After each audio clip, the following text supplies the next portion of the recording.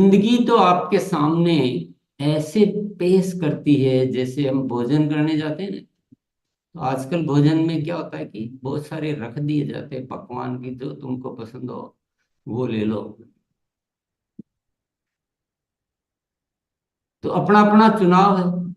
जिंदगी ने भी आपके सामने बहुत सारे पकवान रखे हैं कि भैया अपने आप को दिव्य बनाना, निराला बनाना है, कुछ सफल होना है, तो उसके भी रास्ते मौजूद है। और जैसे तैसे गुजारनी है तो उसके भी रास्ते मौजूद है।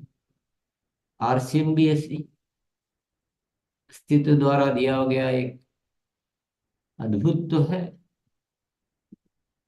प्रसाद तो है, ऐसी व्यवस्था तो है कि जो आप अपनी जीवन का श्रेष्ठतम स्वरूप में उसको जीवन को जी सकते हो, वैसा आरसीएम मिला है। क्योंकि कभी कभी ये भी होता है कि हम बहुत अच्छा सोचते हैं तो लेकिन हम अनेक मजबूरियों में फंस जाते हैं। अनेक मजबूरी में फंस जाते हैं तो हमें कमजोर बातों का, कमजोर चीजों का चुनाव भी करना पड़ जाता है। अब उसको मजबूरी कहना तो नहीं चाहिए, पर हाँ, हम यूं मान लो कि चलो मजबूरी में करना पड़ जाता है। पर जब आरसीएम की बात आती है तो हमारे जीवन की सारी मजबूरियां समाप्त हो जाती है और सारी अच्छाइयों के रास्ते खुल जाते हैं। पर आरसीएम आसान नहीं है। और आसान क्यों चाहिए? जो आसान जीवन जीते हैं ना उनकी कोई कद्र नहीं होती। कोई कद्र नहीं। कद्र उन्हीं की है जो पुरुषार्थ से जीते हैं, जो अच्छी मेहनत, साधना, अनुशासन को अपने जीवन का पथ प्रदर्शक या जीवन का मार्ग बनाते हैं। उन्हीं की कद्र है, उन्हीं का जीवन है, उन्हीं का सफल है जीवन। तो आसान नहीं कह सकते, न कहना चाहिए, न सोचना चाहिए, न इच्छा रखनी चाहिए।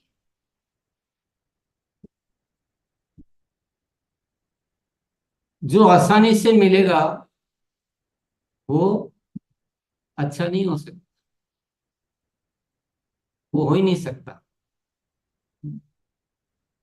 आसानी से आप आपके गांव के आसपास की छोटी सी टेकरी पे भले ही चढ़ सकते हो, पर एवरेस्ट पे चढ़ना तो आसानी से नहीं चढ़ा जा सकता। उसके लिए कठिन परिश्रम, अभ्यास, तैयारी, सब कुछ चाहिए।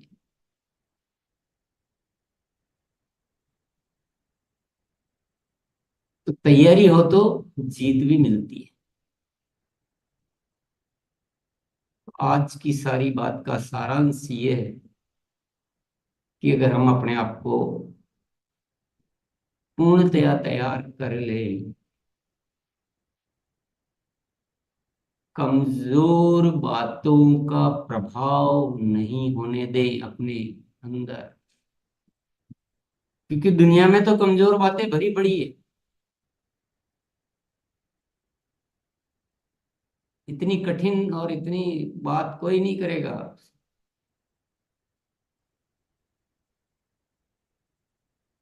लिपा पोती,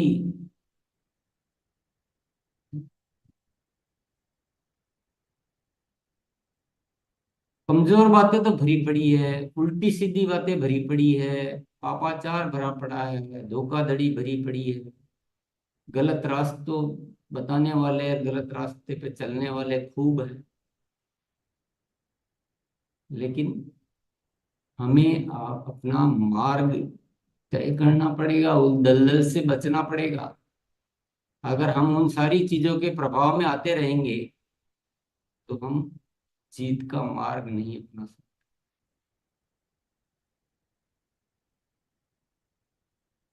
तो हम यहाँ गुरुकुल में विषय लेते हैं, चर्चा करते हैं। अब बहुत सारे विषय ऐसे भी होते हैं जो आपको कठिन लगते हैं, तो आप समझ लो यही है जो कठिन लग रहा है ना, बस समझ लो यही है। जीत का रास्ता तो यही है, क्योंकि जरूरी तो है, काम का तो है। कठिन भले ही लगे, पर ये नहीं लग सकता कि इससे जीत नहीं मिलेगी। जीत तो है उसमें, कठिन जरूर है। क्योंकि अपन आसान रास्तों की खोज में काम ही नहीं करते। क्यों करना? हमको तो और कठिन चाहिए। हमको तो ऐसा चाहिए दुर्गम, अनूठा, निराला।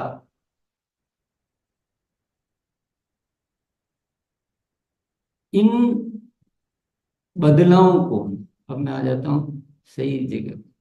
इन बदलावों को स्वीकार करना और इन बदलावों को अपनाना, आज की बातचीत करने की मेरी मुख्य जो वजह है वो ये है। जो हमारा प्रतिशत है यहाँ गुरुकुल में आने और उन बदलावों को उस तरह से करने का, वो कम देखा जाता है। बहुत सारे साथी उन बदलावों को नहीं अपनाते, नहीं करते, बहुत समय तक नहीं करते। ये क्या हुआ? न इसको साधना कह सकते हो, न तपस्या कह सकते हो, न मेहनत कह सकते हो, न पुरुषार्थ कह सकते हो, न अनुशासन कह सकते हो। कोई भी सत्य आपको जैसे ही जानने को मिला, कोई भी मार्ग आपको जैसे ही पता चला, मैं क्या चाहता हूं? मैं ये चाहता हूं कि दूसरी बार उसको आपको कहने की जरूरत ना रहे। इसको कहते हैं अनुशासन, इसको कहते हैं साधना। बल्कि जो बदलाव आपको जानने को मिला है उसमें आप और श्रेष्ठतम का उपयोग करो।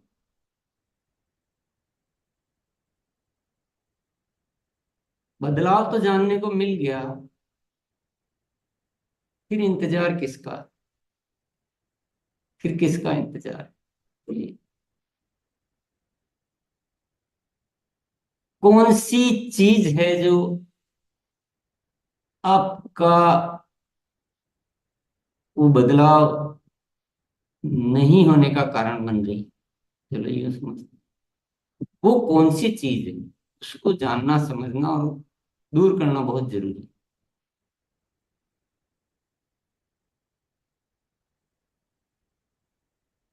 अभी तक जितने विषय लिए गए, जितने हालांकि विषय और भी हो सकते हैं, नहीं होंगे तो भी कोई जरूरत नहीं।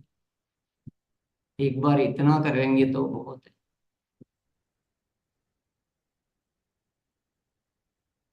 अपने आप को श्रेष्ठतम बनाना, सारी आदतों को ठीक करना, अपने व्यक्तित्व को अच्छा करना, अपने संवाद को प्रभावशाली बनाना, अपने आप को, अपने आप को भीतर से सही करना। भीतर, अगर मेरे भीतर अभियान है, अभियान क्या होता है? अभियान का मतलब पूरे राष्ट्र के लिए कार्य करना, पूरे सोसाइटी के लिए कार्य करना, बहुत बड़ा कुछ विस्तार करना। अब ये क्यों नहीं निकलता जुबान से? क्यों नहीं निकलता? क्योंकि भीतर नहीं है। तो भी फिर जबरदस्ती निकालना पड़ रहा है कि नहीं, सॉरी सॉरी, बिजनेस निकल गया। क्योंकि भीतर ही बिजनेस है तो बिजनेस ही निकलेगा। भीतर प्रेम है तो प्रेम ही निकलेगा, प्रेम ही होगा। अपने आप साथियों की चिंता होगी। भीतर स्वार्थ है, प्रेम के लिए भी प्रयास करना पड़ेगा, याद दिलाना पड़ेगा, अरे उससे मिला कि नहीं। अरे भूल गया। भूला क्यों? क्योंकि प्रेम नहीं, केवल अपने मतलब के लिए प्रेम दिखाया जाता है। तो भीतर से वो सोच, वो है वैसा बनना। भीतर से क्या है हम, वैसा बनना।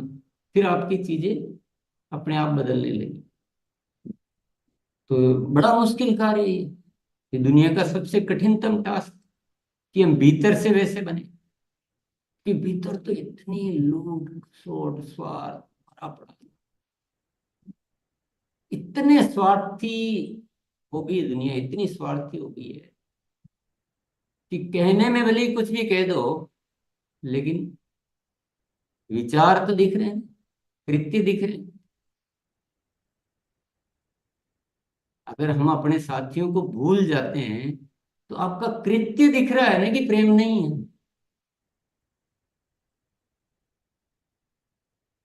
बोलने से क्या होता है कि मैं बहुत प्रेम करता हूँ, अरे, किसको दिखा रहा हूँ? पहले अपने आप को। तो इसको कहते हैं साधना, तपस्या। ये मन से, भीतर से, अवचेतन मन से वैसा बनना। तो शायद फिर आप कहोगे बहुत सारी चीजें आसान हो, पर कठिन तो वो है कि भीतर से ऐसे कैसे। जब तक आपका होना ठीक नहीं होगा, तब तक आपका करना ठीक हो नहीं सकता। आपके विचारों की स्वाभाविक उत्पत्ति, अपने विचारों की स्वाभाविक उत्पत्ति सही नहीं होगी, तो कब तक हम बदल बदल के बनावटी कब तक बन रहे हैं? कब तक हो पाएगा? होगा ही नहीं। सा लाख बहाने जिंदगी में। बहाने क्यों आते हैं? बहाने इसलिए आते हैं कि सब बनावटी है। तो सबसे कठिन क्या है, मैं बोल रहा हूँ ना ये काम बहुत कठिन है। क्या कठिनाइयां हैं? कि इससे बनावटी और इस स्वार्थी दुनिया में अपने आप को निस्वार्थ भाव से, अभियान की सोच से, प्रेम भाव से, सही इंसान के रूप में अपने आप को भीतर से तैयार करना, ये बहुत कठिन। और इसके लिए बहुत साधना की जरूरत है, और जिंदगी की जीत।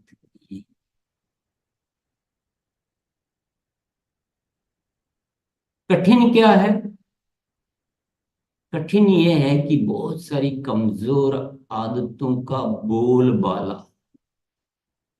हमारे आसपास, हमारे समाज में, हमारे माहौल में, हमारी एजुकेशन में, हमारी चर्चाओं में कमजोर कमजोर कमजोर।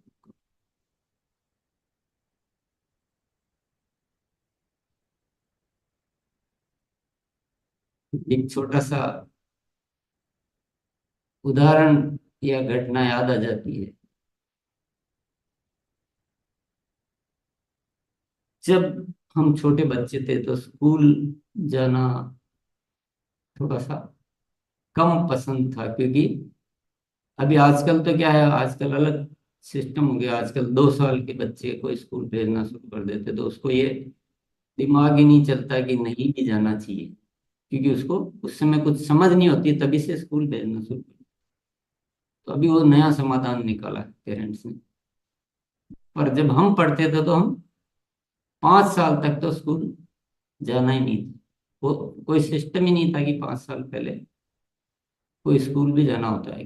प्राइमरी फर्स्ट क्लास जब 6 साल का, 5 साल का होने के बाद जाते थे, तो तब तक 5 साल तक वो मस्ती करते करते ऐसे जीवन हो जाता था कि स्कूल जाना पसंद नहीं होता। तो पेरेंट्स क्या करते थे, कुछ लालच देते थे, प्रलोभन देते थे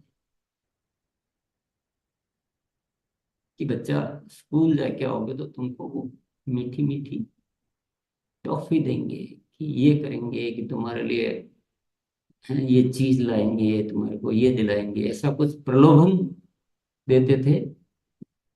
और या तो प्रलोभन था फिर या डंडे थे। तो ऐसे स्कूल भेजा जाता था। तो बच्चा स्कूल अपनी इच्छा से नहीं जाता। बच्चा स्कूल या तो प्रलोभन की वजह से जाता था या भय की वजह से। अब आपको भी अपने जीवन की वो घटनाएं, तो बहुत सारे तो जिनको न तो प्रलोभन नहीं मिला न भय मिला, माता पिता भी ऐसे ही मिल गए, तो आज बहुत सारे पढ़े ही नहीं, अशिक्षित भी हमारे हिंदुस्तान में बहुत सारे रह जाते हैं। तो यहाँ आरसीएम में हम लोग क्या करते हैं, जब आपको कोई टारगेट दिया जाता है ना कि ये करोगे तो आपको सर्टिफिकेट मिलेगा, इनाम मिलेगा, स्टेज पे बुलाया जाएगा, फलाना होगा, तो करने लग जाते हैं। किसके लिए कर रहे हैं? सफलता के लिए नहीं कर रहे हैं, इसलिए कर रहे हैं कि ये करेंगे तो स्टेज पे सम्मान मिलेगा वगैरह वगैरह, ये लालच, ये ट्रॉफी मिलेगी, इसलिए कर रहे हैं। फिर करने का रीजन ही गलत हो, तो फिर वो टिकाव नहीं है उसमें, उसमें स्थायित्व नहीं है, उसमें कुछ साधना नहीं है, उसमें कुछ सीखना नहीं है कुछ वो, फिर वो उल्टे सीधे तरीके से बिगड़ने। किसके लिए करते हैं? पिन के लिए करते हैं कि मेरे को पिन चाहिए।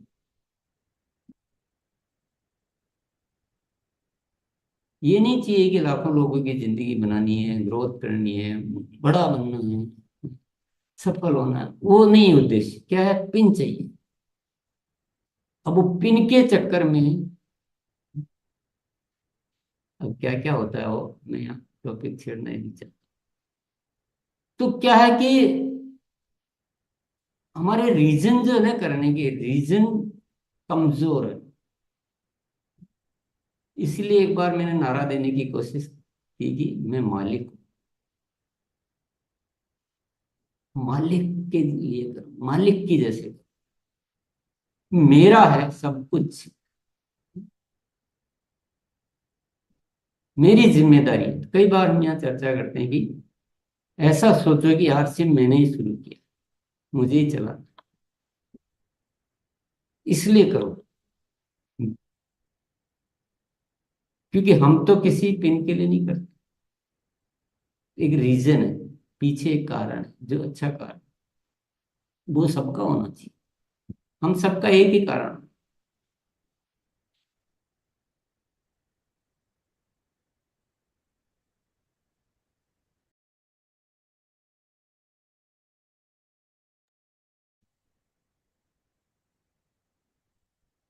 तो भैया, जिन चिरागों में रोशनी ना हो उनको कौन पूछता है, जिन दरख्तों में छांव ना हो उन्हें कौन पूछता है, जिंदगी में जीतने का जज्बा होना चाहिए, हारने वालों को इस दुनिया में कौन पूछता है। और सारी चर्चा के बाद ये तो समझ में आ रहा होगा कि हकीकत में जीतने का रास्ता कुछ और है। जिस रास्ते से हम जीतने की कोशिश कर रहे हैं वह नहीं। ज्यादा लिपापोती से, ज्यादा ऐसे कुछ, ज्यादा ज्यादा नहीं हो सकता है। कठोर है तो कठोर ही, अनुशासन कठोर चाहिए, उसके बिना नहीं हो सकता है। बदलाव करने पड़ेंगे। जैसे हम हैं, जिन तरीके से हम कर रहे हैं उसमें तो हजारों बदलाव दिख रहे हैं। जब हम अपना मूल्यांकन कर रहे हैं तो हमें बहुत सारी चीजें सामने आ रही है। कब करोगे, कब तक, किसका इंतजार है भैया? कितना इंतजार करेंगे, क्या कब तक करेंगे?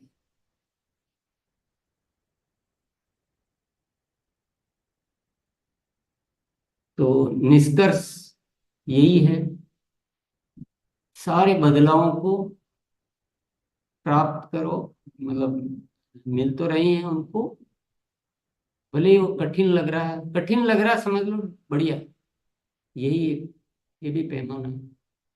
कठिन लग रहा है और करना है, एक या तो चाहे डर पैदा करो, चाहे अनुशासन पैदा करो, या कुछ भी करो, तुरंत करो, अंदर से ठीक करो अपने आप को। पवित्र बनाओ, मालिक बनाओ। जिम्मेदारी का जिम्मेदारी का भाव लो। अपनी शक्तियों को स्मरण करो, अपनी शक्तियों का स्मरण करो। जैसे ही हम उस मोड में आएंगे, हम बहुत शक्तिशाली बन जाएंगे।